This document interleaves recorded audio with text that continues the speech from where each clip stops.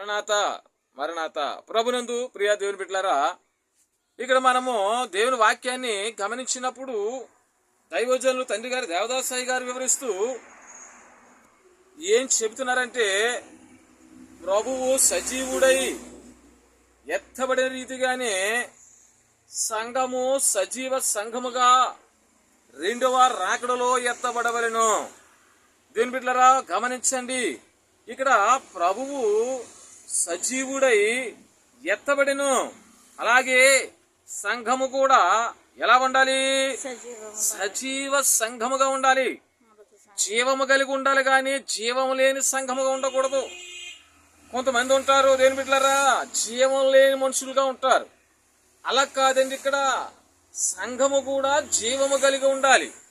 సంఘము కూడా జీవము కలిగి ఉంటేనే రెండవ రాకడలో ఎత్తబడగలమన్నారు దైవజనులు. దేవుని స్తోత్రం కలుగును గాక. సంఘములో ఏముండాలండి? ఒక జంతువు ఉంది, అందులో జీవం ఉన్నదా? ఒక చెట్టు ఉంది, అందులో జీవం ఉన్నదా?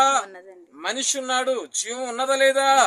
అలాగే సంఘములో కూడా జీవము అనేది ఉండాలి.